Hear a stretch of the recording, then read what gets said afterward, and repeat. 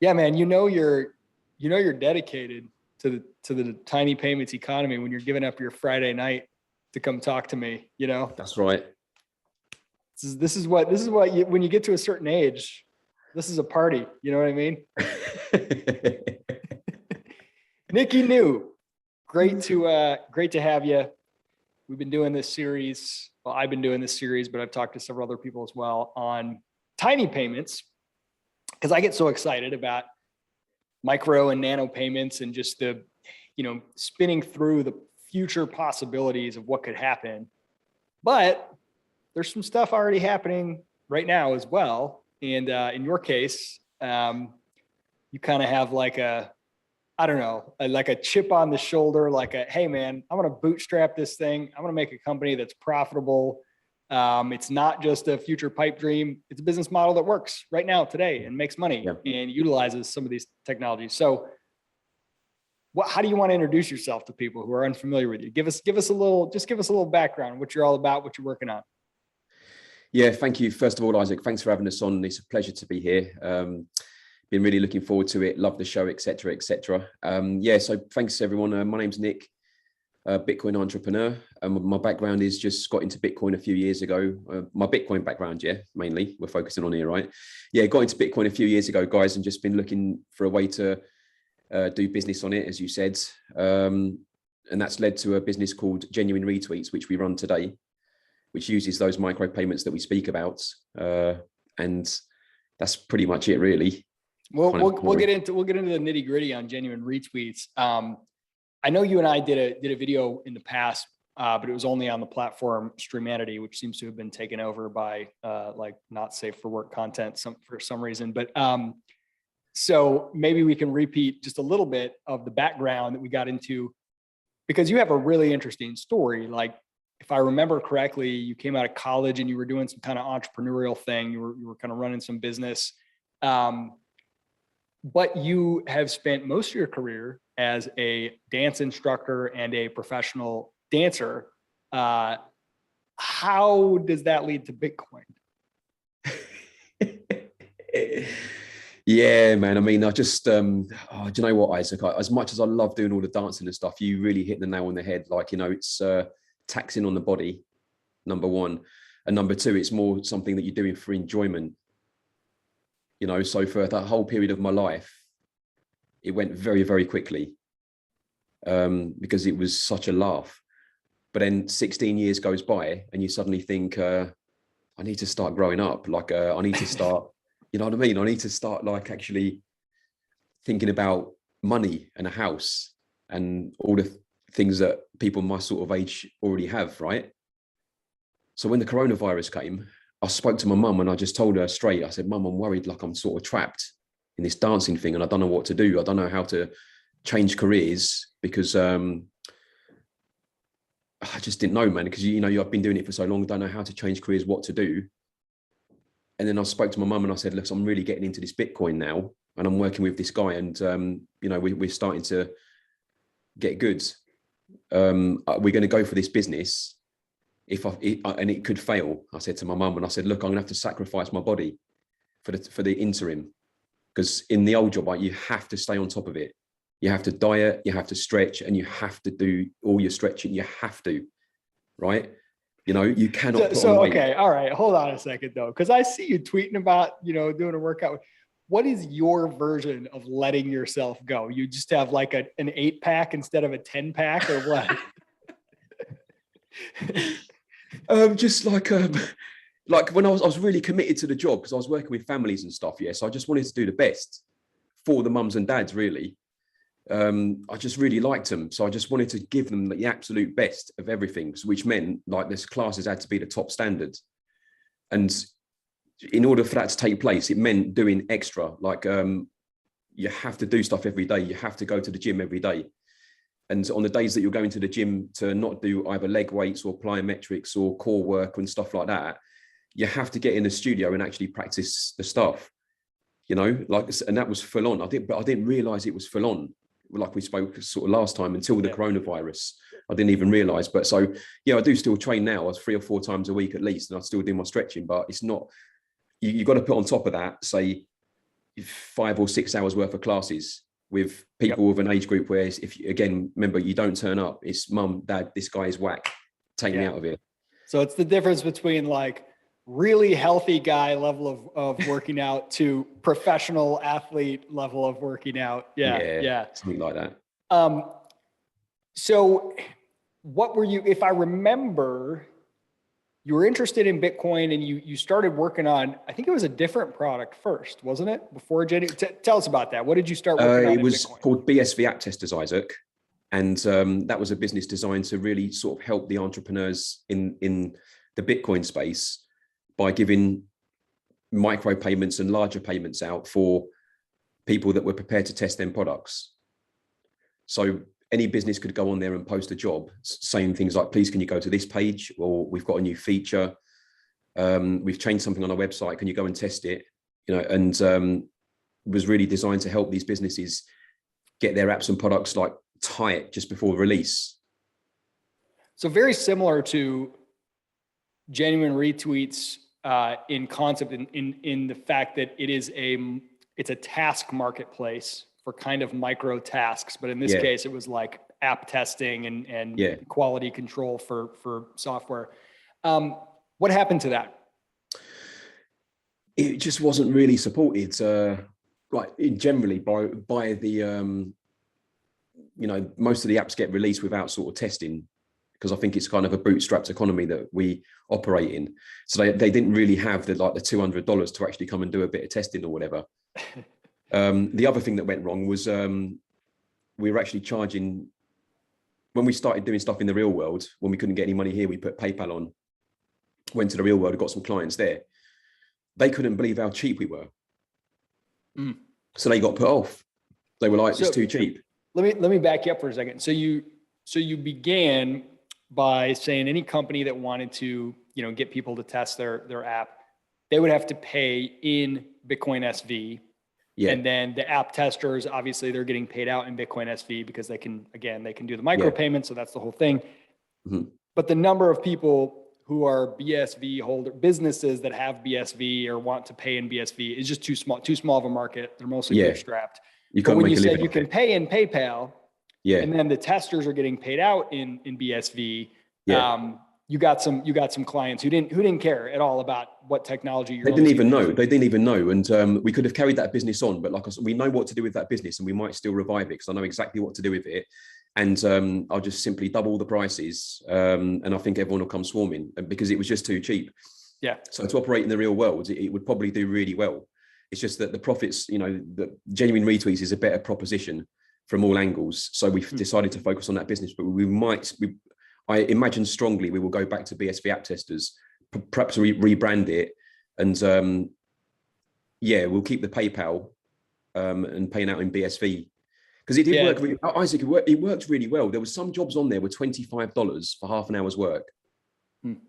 That's not a micro payment, but then there was other jobs that were 15 cents for 5 minutes work. Yeah. So just the ability to say, maybe I got some weird bugs and, just getting 100 people to go click around for even just for a minute. Hey, go click on this 3 times. And I want to see in 100 different browser environments, in 100 different, how does it operate? Does it behave differently?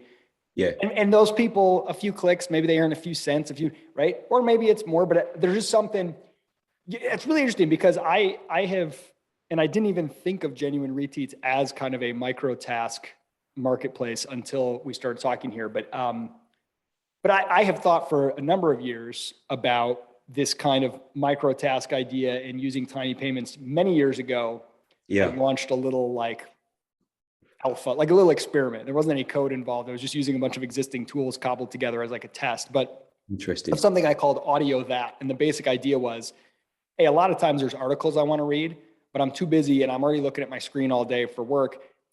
If I could just click, add this to my queue, add this to my queue, add this to my queue, and then a real human, because the computer reading is never the same. A real human just reads it and it's an article, maybe it takes them 2 minutes and it just charges me a couple cents or whatever, right? And it's just streaming and And you know, if you're sitting in a waiting room and you have 10 minutes to spare and you want to earn $2 for reading an article to somebody or whatever.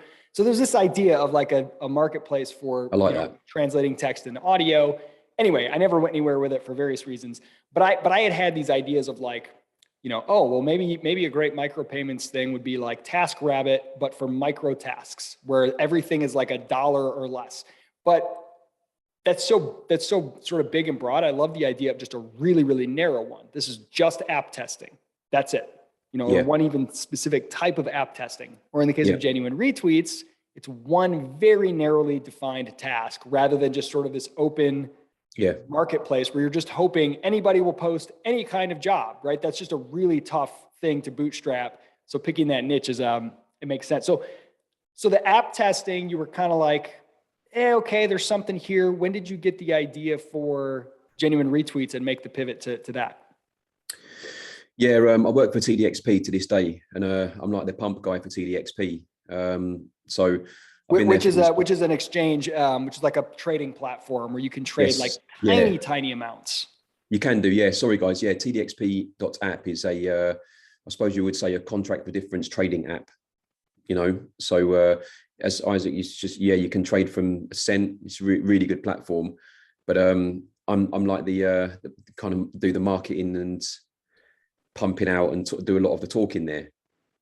So we were given very specific tasks, and they operate to a really high level, and you can't really make mistakes there, right?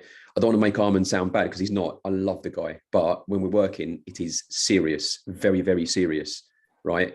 And he is a serious guy, and his standards are extremely high. Okay, so I was given certain numbers that I was told you have to hit that, you have to do that, you must do that, otherwise we're dead.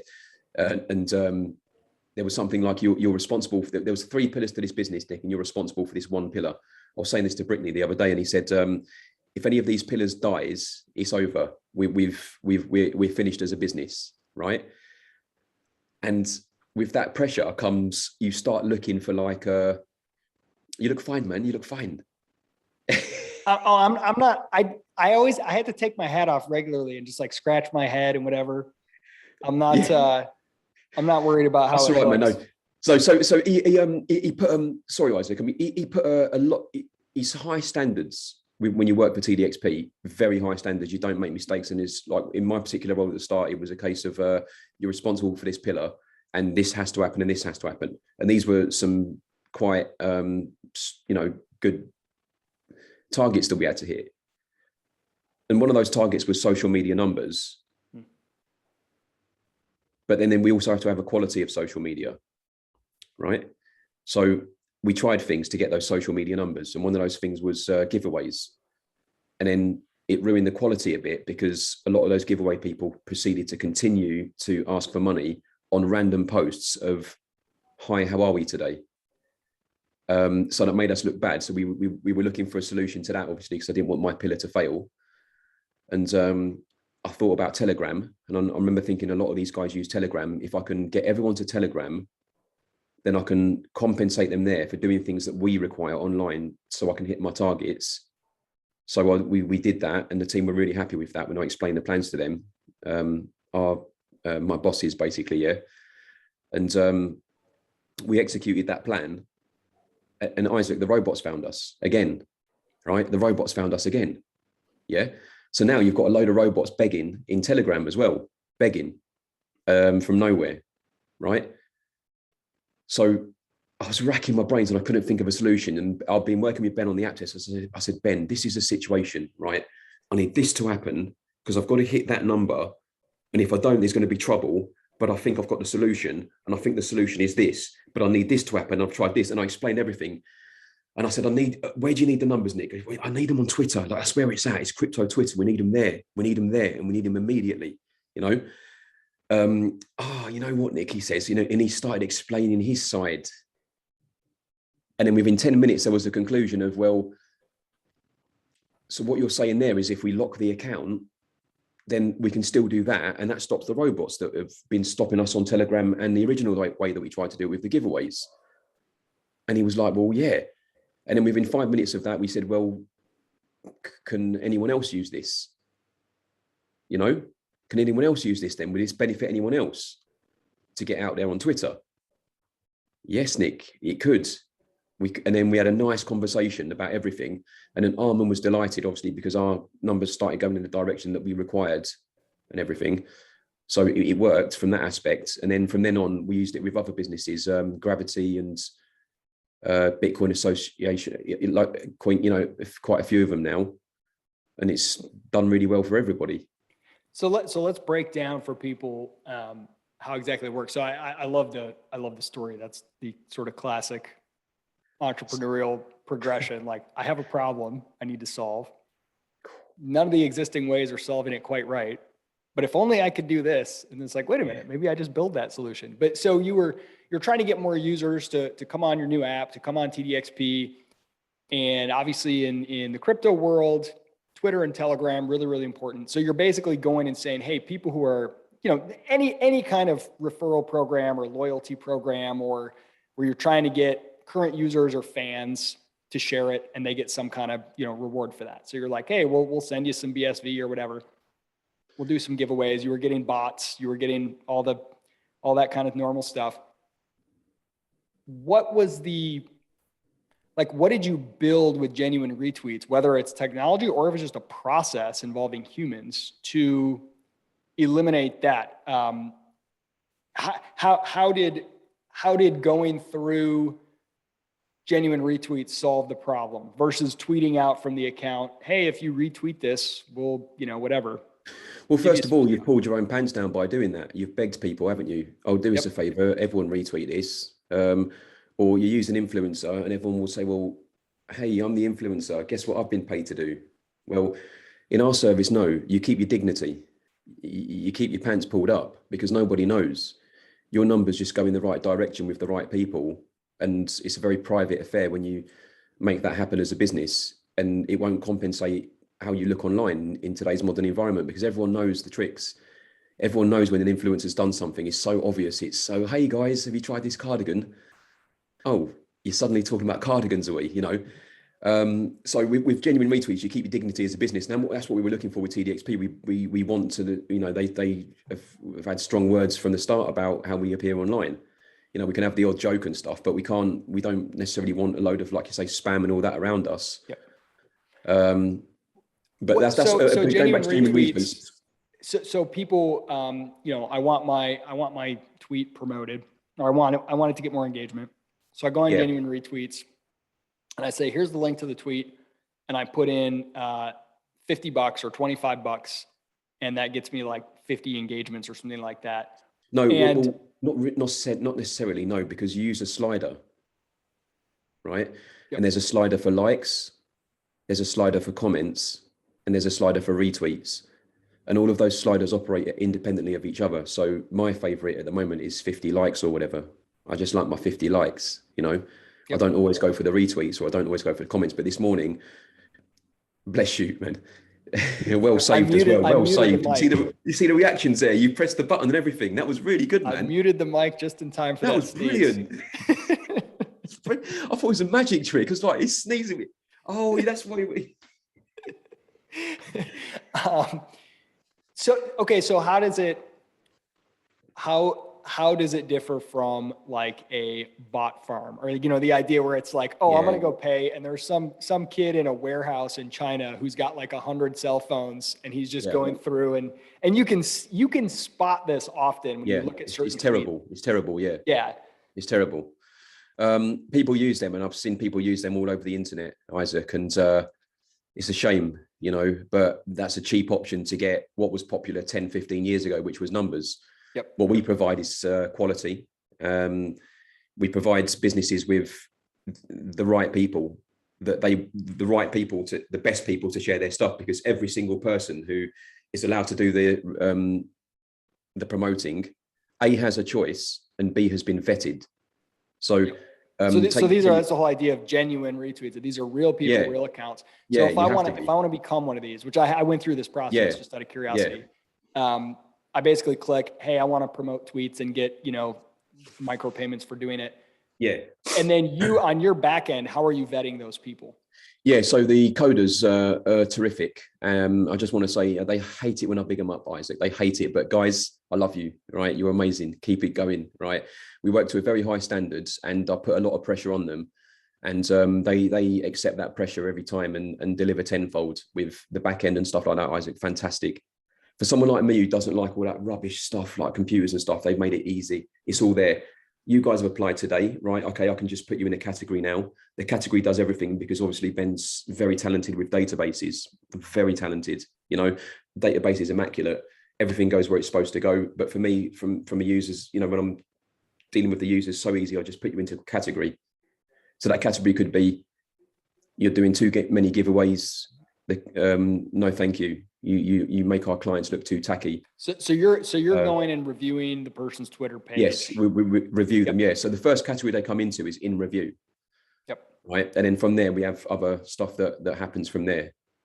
So I imagine you probably have a combination of sort of objective, automated things that you're looking for, as well as subjective. Yeah, so we've got a robot as well. You could just scan for the date the account was created, how many followers. Yeah. Like it's obvious if I spun up 7 burner accounts today to try to get more genuine retweets, that could probably be done without even a human looking at it. You could just tell by the fact that I have no followers. I just created these today, eliminate. But then there are some where you might have to go and add a little human touch to see, because everything could be kosher except the content. It could be somebody who only ever tweets some horribly offensive pictures, and I look through every single account. I've looked through proudly. I've looked through maybe 1,500, 1,800 accounts now, and people, business guys in the space, they laugh at me for that. They think I'm stupid.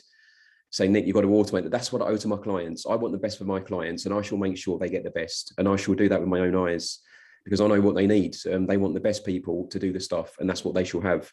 There's going to be some that do slip through, Isaac, because you can't get them all. Some are really clever. But I look through everything. I go down all of their tweets. Okay. I go through the next bit on the tweets and the media. Then I go through the tweets and replies. I go through everything, and I make sure they're real. They're talking. They've got, you know, personality. They're valuable to my clients, and they can actually. What I love about this, because I can already envision, like, you've picked such a great, tight starting point. And I know I've heard you talk about expanding it to some new markets, and we could talk about that. But it's essentially like, at least when Genuine Retweets started, what it's ideal for is anything in the crypto space, because most of the people who are doing the retweeting and engaging are crypto people. They're getting those micropayments. They like it. Yeah. So it's great for that little niche. And then you've kind of got this process that's somewhat automated, somewhat, you know, personal. But I can imagine as you expand, I can imagine things like, so when I played around with it as a buyer, like, okay, let's put $25 and see how many things we get on this or whatever.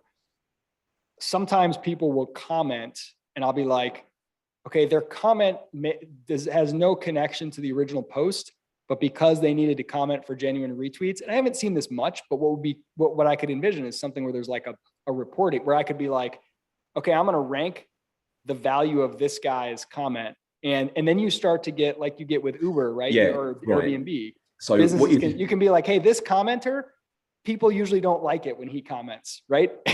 And then maybe you could still let him do likes, but you block him from doing commenting or something like that. What you've just done there, you've just got my commenters in a lot of trouble, because I'm going to be having strong words with them now. Okay. No. As I've said, this is rare, but there's sometimes where I'm not having that, right? Here's why. This gets to the next topic though, because when I have tested it with anything related to crypto, it always works great. If it's something that's not related to crypto, sometimes the people on there, I think it's about crypto. And that's maybe because they've seen me tweet crypto stuff before. So if I'll do something that's totally unrelated, like my business crash, and it's about, you know, finding jobs, sometimes people will make a comment that's not like wrong or bad. But if you see enough of them as a normal person, you're like, why are all these guys talking about crypto on this jobs thing? Those two things don't quite line up. It's a disgrace, and the commenters will pay for stuff like that, because they will pay. Ruthless. They will pay, right? And I don't mean that in a nasty, I do mean that in a nasty way, because my clients have to have the best. And if you knew how I spoke to them in the comments, we've got a comments group where I speak to them. I leave them messages, and a lot of the messages I do like, guys, I do like you all, right?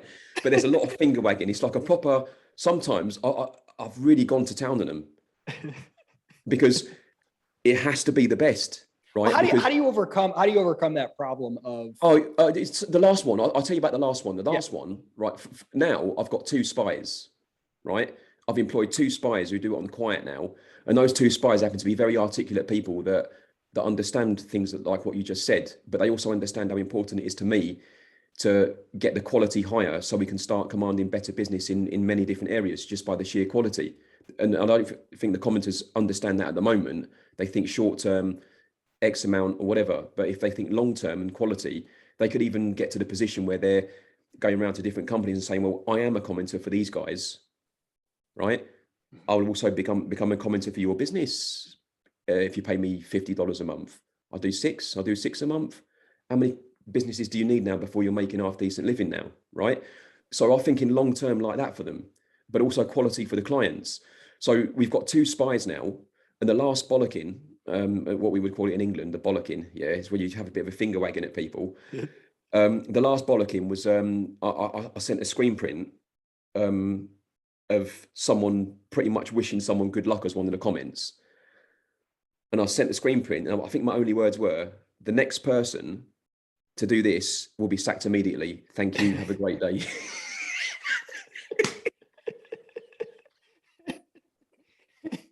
I mean, it is pretty amazing because there's like a okay, every great product needs the WTF moment, as investor Mike Maples, I've heard him say before, like the first time you ever took an Uber after your experience with cabs, you were like, whoa, right? Yeah. The first time you ever, I mean, using GPS on your phone and having like the first time you use Google Maps or whatever.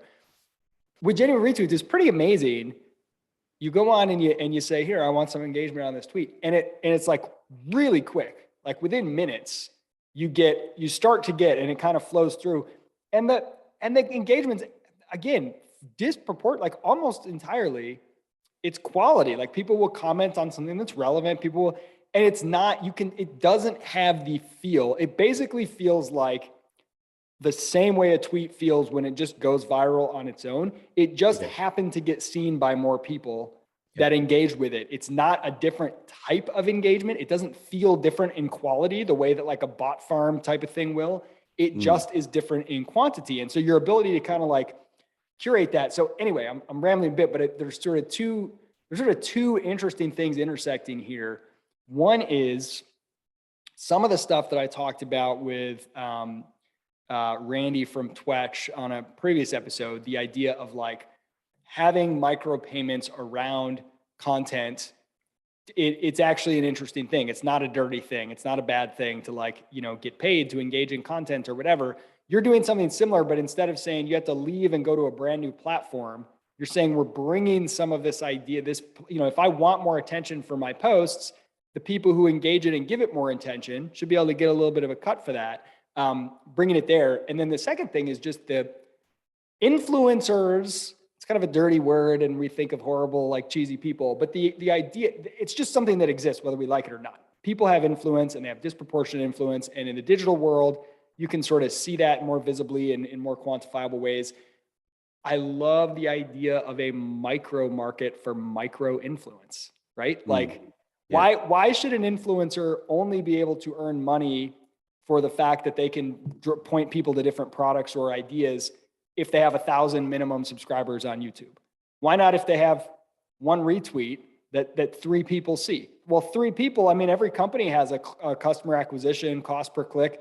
Exactly. Why, if your customer acquisition cost is 15 cents per, why can't I get 45 cents for that? Yeah. Just because I don't have 1,000 YouTube subscribers. Like the whole like lower scale of that economy has been removed, and you're creating a micro influence economy, which is just brilliant.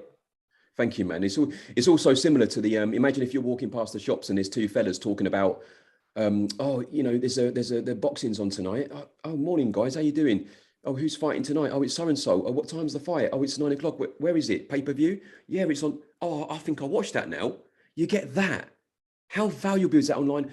When you've got these silly click farms and all these things making you look a bit suspect and stuff, it's not fair on the businesses, but we've got to give them a fair chance, Isaac. And Also, we've got to give the individuals a fair chance on platforms like Twitter. People who are small size businesses that need to spend less than $100, $50, $40. We've got to give them a chance. They haven't got a chance on promoted tweets. They haven't got a chance on Facebook advertising with that structure. We get the right people, as you pointed out 5 minutes ago, to give you the chance. Can you take the chance? Are you intelligent enough to look to use your 140 characters to take the chance? You know, are you diligent enough to do that?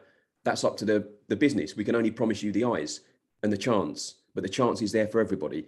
I've seen people sell out. You know, there's people who have sold out. They've written to us. They've sold out of stuff, you know, on more than one occasion, because it does work. You know, that's been courses, that's been events, that's been, you know, some of these NFTs and stuff, deals, you know, meetings, whatever. It's, you know, people are doing really well from it, and we're delighted. It's got to work. You know, if it wasn't working, Isaac, we wouldn't do it. You know, we would have to put it in the bin and just put our hands up and say it's rubbish, you know. But thankfully it does work. It's a good concept. And we're really happy for the businesses, Isaac. And do you know what, Isaac, as well, I keep saying this when I talk about it, we're happy for the people doing the promoting, because they feel empowered. They feel part of the community now. They're suddenly speaking and chatting, and they're all, you know, I've seen a good 10, 15, 20 characters who never used to talk, right? Who was always hidden in the background. Now they're chatting and talking, the personalities coming out, they're sticking their chests out, because they know they're part of something special. We've got a team and we want to help people.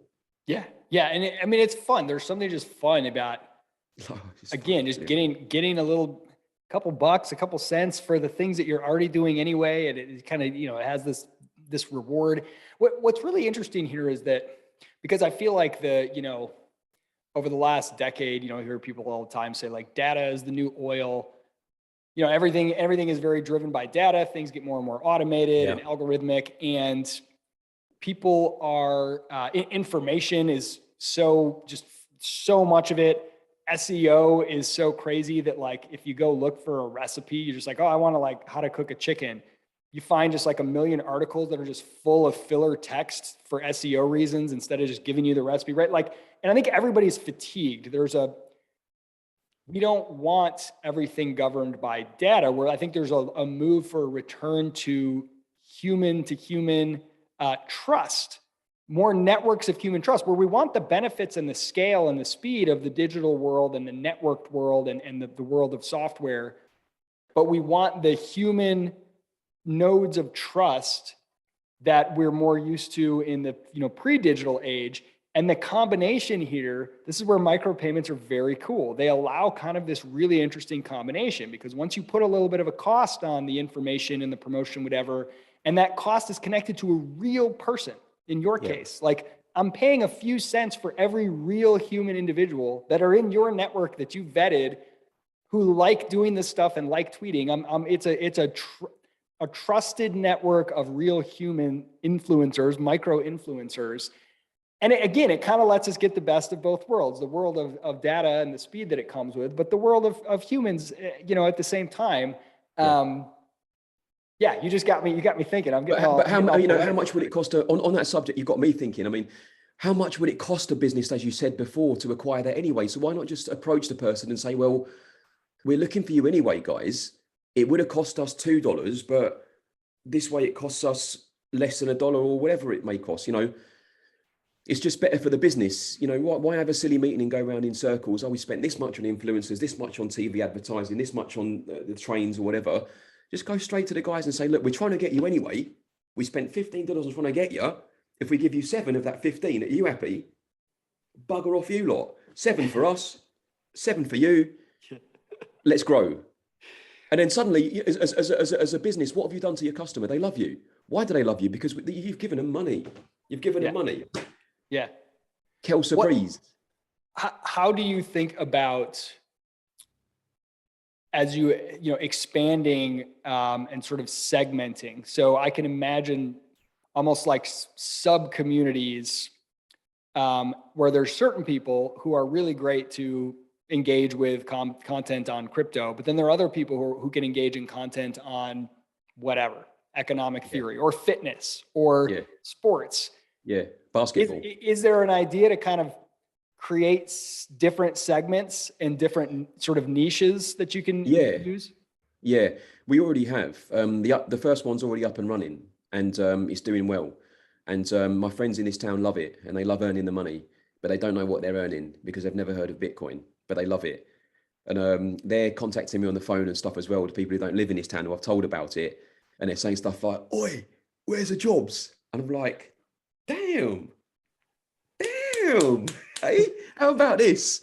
You know, people that you would not expect, my goon mates, right? You would never expect them, you know, but they don't really know what they're earning. They just know that they're valuable because they're contributing to something that they want to contribute towards. Yep. So it does work already. I mean, and we've already had inquiries from other people that want white labels, because we do white labels now, basically. Yeah. Oh, interesting. Walk me through how that would work. Well, you would provide us with a domain name of your choice for a segment of your choice. So you would isolate somewhere on Twitter that was popular. So the area that we're doing at the moment is 10 times bigger than crypto on Twitter. But the area that we've identified, they really need help. They really, even though they're 10 times bigger than crypto, they really need help. And that's why we've got PayPal, because they pay in fiat, because they don't want to learn about Bsv, but I still need obviously their turnover, right? Yep. But the system will then obviously take that money and spit it out in Bitcoin, because that's the best way we can pay people and the quickest, you know, simple as that. So you would provide us with a domain name. We give you a long list of all the text on our website, where you would change each line by line, right? So we have that written there. Then you would go down and do the whole thing. And then we would sign a contract after you've applied for API and stuff like that. And then from then on, you would be free to do business, and we would provide all of the code for you for a very long time. Make sure it doesn't go down. You never have to worry about code. You just worry about your niche and growing your niche, and you'll be treated like a hero. Simple as that. That's very, very interesting. I really like that. The white label approach is very interesting, because then the pressure is off of you to become, you know, knowledgeable or expert in these various niches yourself. You're essentially saying, look, we have the technology and the process. You guys already know the niche, you know the audience, you've got a brand around it. We don't need to convince anyone of Genuine Retweets. This is you going out and doing, again, it's that disaggregation of trust into the places. They're the ones who are trusted in that community. So that's why correct. Try to force them to trust somebody else as well? Genuine Retweets, let them go ahead and keep it under their umbrella. Yeah. And passion has to come into it, Isaac. You have to approach it with passion. The area that we're in now, I've got 20 times the amount of passion in that area than I have for Bitcoin, you know, because I haven't got any passion for Bitcoin at all. My passion is actually for business. And it just so happens that Bitcoin is incredible for business. Yeah. That's, you know, that's about it really. But yeah, it is a tool that lets you do some really cool things. It's just outstanding, mate. That's why I never know whether I should talk about it or not, because I think if these other entrepreneurs, they start getting hold of it and they sort of knew what I knew, they would quickly start using it. You know, the micro payments that you've raised in your brilliant show, you know, they would quickly start this, they would look back on shows like this and they would be thinking, oh, I wonder if I'd have got hold of that information a few years ago. It's brilliant on the internet. As an entrepreneur, I can wholeheartedly say that. It's amazing. It never lets you down. Maybe once in 2 years or whatever, you know, some silly reorg attempt or whatever, maybe for a few hours at best, and that was it. But it's been brilliant. We've had not one complaint for a single client. We've made $25,000 worth of micro payments now, and that's been in 10 cents and 15 cent payments. $25,000. What's kind of fun about, you know, expanding, as you said, into some of these areas where the people who are doing the engagements are beyond just those who care about crypto, is that you get to introduce more people to the magic of micropayments. So they got their hand cash wallet and they're like, whatever, I don't care what Bsv is. I don't care about any of that, but I'm getting 15 cents, 10 cents. Well, now I've got it on this wallet. Well, I can either go try to sell it in some exchange, or it's a couple $100 or a couple tens of dollars. Oh, there's all these other apps on hand cash. What's this stuff? Let me play around. Let me use micropayments. And you're expanding the market. And what I'm trying to do with this series, expanding the imaginations of more and more people to start thinking about what wasn't possible before that could be possible now with these payments, you know? Yeah. They couldn't believe it, Isaac. I've been next to people when I've been in coffee shops around here and I've been teaching people how to do it, and they've done something and they're like, I've just got it. And I'm like, yeah, you've just got it. And they're like, no, but it's just there. Like, it's there. And I'm like, yeah, I know it's there. And they go, yeah, but I did that. Yeah, I know you did that, but this technology is connected to that because it knows you've got that and it knows you did that. Does that make sense? And they're like, no, I thought I had to go somewhere. I thought I had to click on a link. I thought I had to go do the hokey cokey. I said, listen, you've done your job. You've done a very good job. They're very pleased with what you've done. Thank you very much. There's your payment. Yep. They're just like, that's why they're asking me for jobs now, because of that experience. Oh, it's incredible. I mean, it's like, you know, you could be sitting there in that coffee shop and be like, all right, I'm going to post a job to Genuine Retweets. Yeah. And it's like literally 2 clicks, paste a link, click, and you pay, the job's posted, 20 bucks comes out of your wallet. And the person sitting across from you, they could go and say, oh, here's a new job. Yeah. Retweet. It's unbelievable. 10 cents is in their wallet immediately. It's like, they can't believe it. It's really nice to see as well, because you forget as a Bitcoiner, you forget your moment. You forget about when you first discovered it. It reminds you, you're like, oh, I remember that. I remember that when I first saw it, you know? Yep, absolutely. Like losing your virginity or something. and it's easy to forget too, just how, because there are a lot of different tools and things that can sort of, in the casual daily uses, make you forget how crappy the non-Bitcoin financial system is. Like, and occasionally you get reminded of that. I mean, I'm doing some business stuff right now where it's like, oh, I create a new bank account for a new business. I'm gonna put some money in it. There's literally no way to get money into that bank account from another bank account I have faster than 3 to 5 business days. Literally no way. Like sometimes you can do a wire, but in some circumstances, even a wire isn't an option. So you're literally writing a paper check and taking a picture of it, right? And that's not necessarily micropayments related stuff, but just this reminder, like anything else with micropayments, if this wasn't on Bitcoin SV, you would be getting credits, but then you'd have to wait like 30 days to collect your credits in one big chunk. Like this is instant and you fully have it. It's not like it's pending or anything like that. It's just there, you know? And it's the fees as well. You know, Isaac, I'm delighted with this conversation because I am fuming with the Great British Pounds for that exact reason. I'm fuming. I can't even go to the shop up there and spend on Visa on my card because I feel sorry for the guy, because I know he's getting charged 30 pence. And I know he can't tell me because I'm the customer. So he can't tell me that he's getting charged 30 pence plus 2.9 on the card machine. I can see the fear of God in his eyes because he's thinking, oh, I don't pay cash, please pay cash, right? And when I first moved to this area, there was no level of spend in that shop, but I used to pay on my phone every single time. You have to spend £3 now because of me. But it's not because of me, it's because of Visa. And it's a disgrace. And I should be able to send you, Isaac, 20 pence. Isaac's helped me today, 20 pence. He's helped me for the last 20 seconds. I want to send him 20 pence. I can't. 3 to 5 days, or if I send through PayPal, they what are they advertising? 4%, like it's a good deal. 4%. Are you having a laugh? 4% in this day and age, 4%.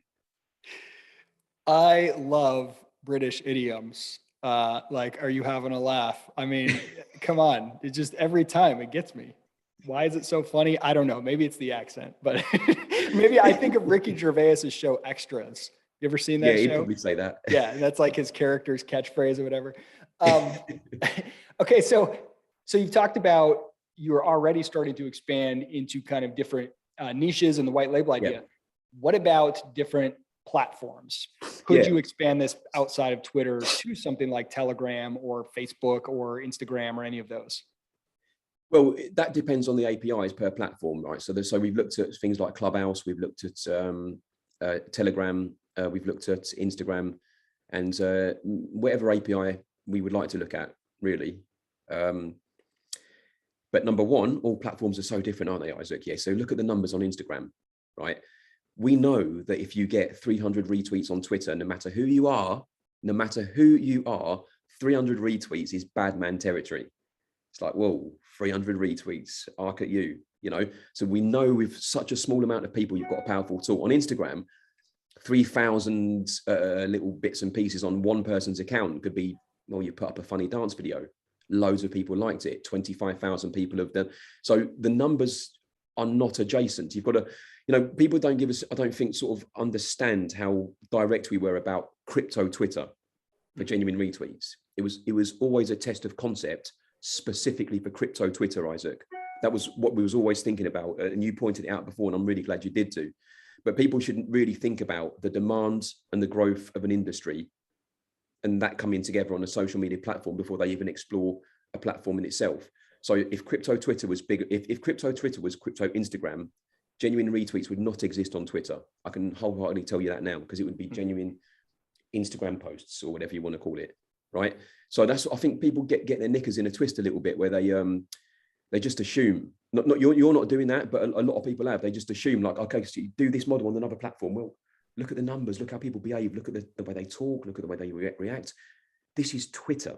It's so niche in itself, right? And the other areas that we've looked at, like I've already said to you, Isaac, 10 times bigger than crypto Twitter on Twitter. On Twitter. So that's why I'm using that technology on Twitter for the area that's 10 times bigger than Twitter. You know? And I feel like the economics of attention, it's something that's happening all the time, but most people haven't ever really broken down, and each platform has its own economic model, which is very, very different. And so like to really understand and master one and make it work there, it's not like you can just translate it over. Like you said, what's the value of a tweet? Well, you can take a long time to figure out the relative value of a like on a tweet on Twitter. That's completely different than the value of a like on Instagram or a different activity in a different platform. So you almost need to, like, you know, have a completely different map and a different model to the economy for each of those. And I think your instinct is right to expand on the one that you know is working. Once Twitter is completely tapped out and there's no more markets for you to do on Twitter, okay, maybe then you think about it, but you got a lot of headroom. You have to know your own market inside out, though, which is why going through 2,000 Twitter accounts is useful, right? It's not a waste of time. You understand how people are socializing, how they're talking, how they're interacting with one another, what type of language they're using, who they're talking to, how they're talking, in what manner, and many different things if you're thinking about stuff like that. So the one that we're focusing on, yes, I've studied it, not just for this area, but for the area that we're in already. I've been studying it for 7 months. When I first brought it up to the business partner, I said, this is the one, right? And we already know the next, say, 3 or 4. I mean, if you'd have heard what we were talking about yesterday and who we're going to be doing business with yesterday, Isaac, this could be a fun year. Yeah, this could be a fun year. You know, tease. The technology. What I'd like to put forward as well, Isaac, is what you touched on before, and it's really important about the creativity of how we apply these micropayments, right? That for me is important. The creativity in how the micropayments are applied. You know, I'd hate for people to think that there was just one way for micropayments to work, i.e., like Relica, for example. I've got like an Instagram style website and you have to pay for everything. I would hate it if people were thinking along those sorts of lines. I hope people understand that everybody can be paid people with micropayments. So you don't have to just charge people, you can pay people. And people kind of just should be getting paid anyway, really. You know, I think when Dr. Wright, he talks about all this stuff about our data, I think he's got a fair point, you know, when he says about how, say, YouTube might use my data and I see the leave, you know, we've been talking about hats and stuff. We're going to see hats now. You're going to see them on your end. When you're floating on the internet tonight, you'll see hats.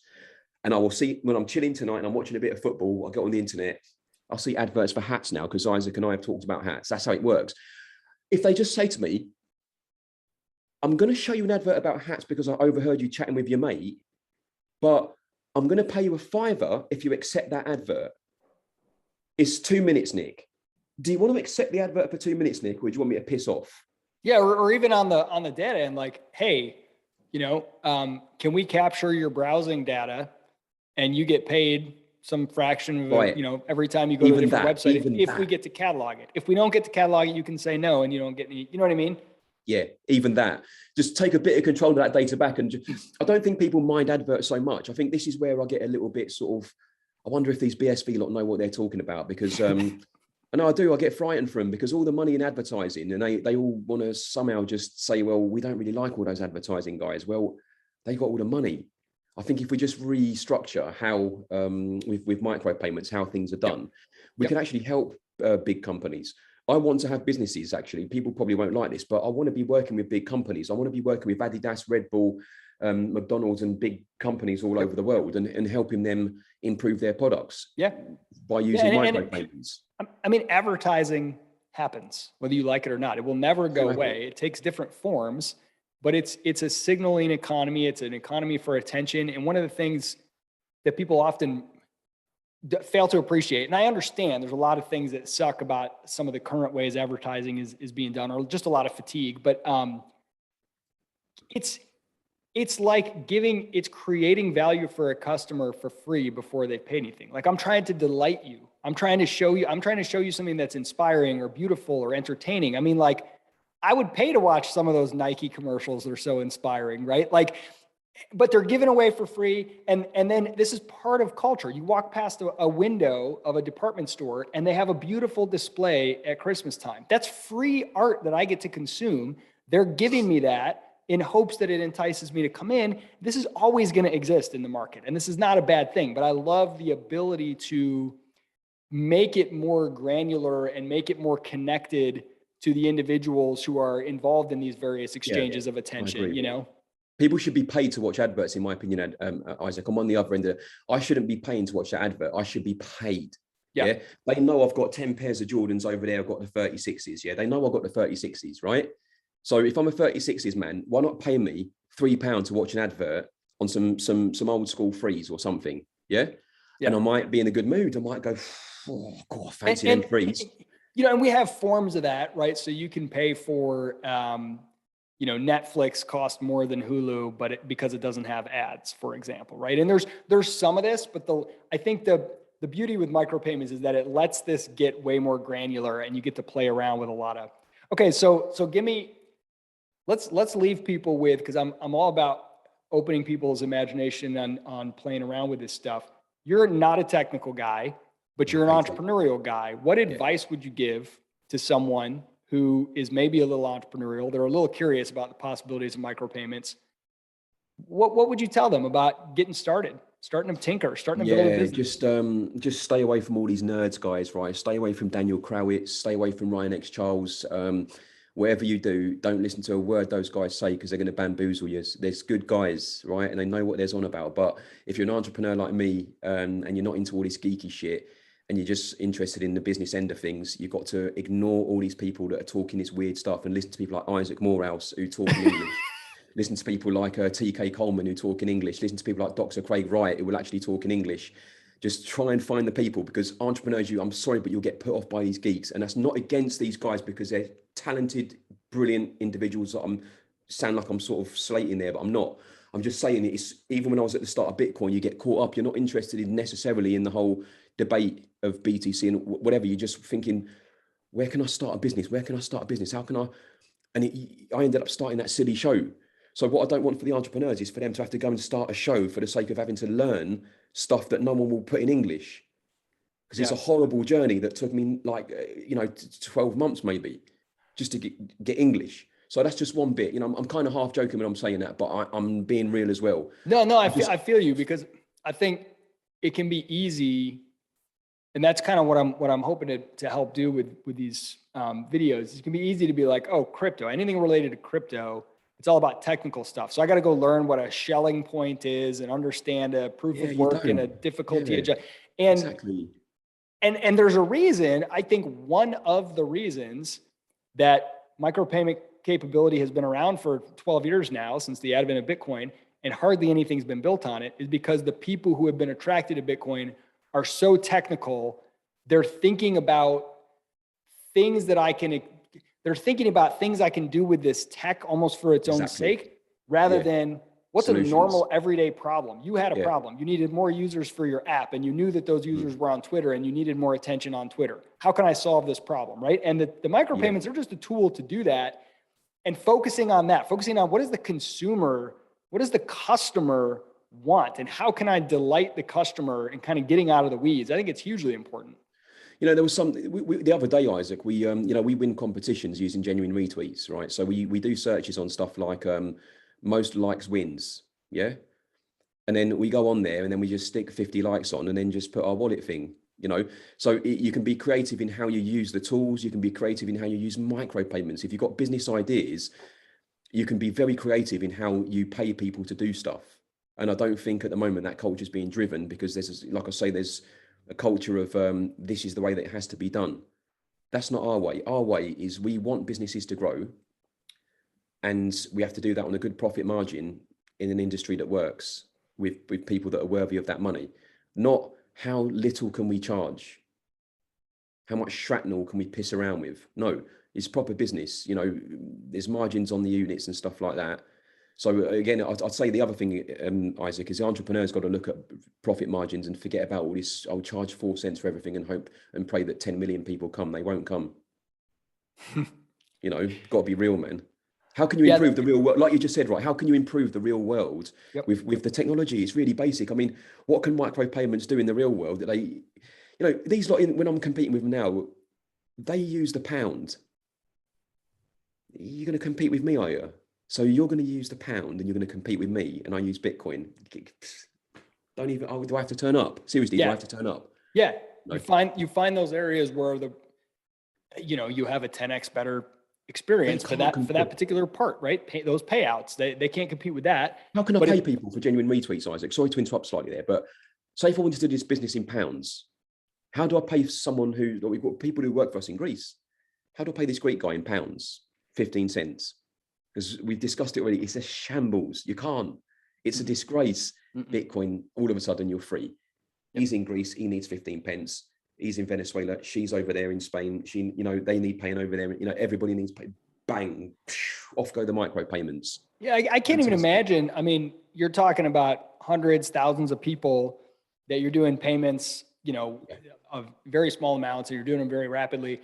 I mean, I've just, I've set up, payroll for companies. And even, if you're bringing somebody on as a full-time employee, that's a horrible, long process. Even a contractor, though, I can't imagine if you're trying to run this through the fiat system, trying to get like 1,000 contractors set up on Gusto, and you're trying to issue them payments of trying to track the payments until they reach a threshold that's large enough where you can send it to them, and trying to the bookkeeping, the amount of operation costs makes it not possible, and you bypass all that. And it's that silly word threshold, right? Threshold, PayPal might work as long as you're sending out 10 million, Oh, okay. That's when I get the benefit, is it? I mean, it's a shambles. Fiat has let itself down, and the Great British Pounds, I used to look at it with pride. There's a £10 note on my table in my room. I used to look at it with pride. I look at it with contempt now, because I feel it's letting me down. I do, Isaac. It's like, I think I'm English, man. The pound, you're letting me down. I should be able to. Bitcoin's embarrassed it really with micropayments. That's the point I'm trying to sort of get here. As an entrepreneur, you look at the pound and you think, for goodness sake, pound, give me a chance.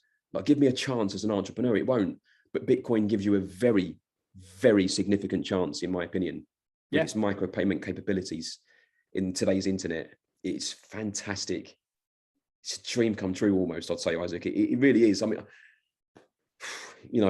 it makes the hairs of the neck stand up every time I think about it, because it is that amazing, but entrepreneurs are, I think in a couple of years' time, everybody will be doing it. There'll be so many more entrepreneurs in many different industries. We can't even imagine paying people for many different things.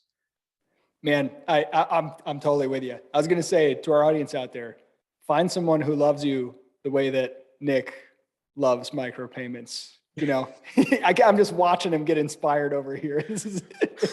Oh, I'm pumped up, man. We'll go to the gym now.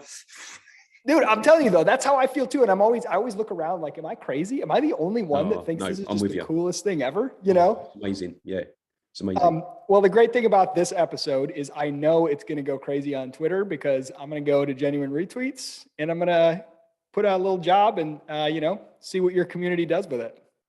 We'd like to do that on your behalf, Isaac. You leave that with us, my friend. We shall do that for you. Just give us the link and we'd like to take care of that if we may.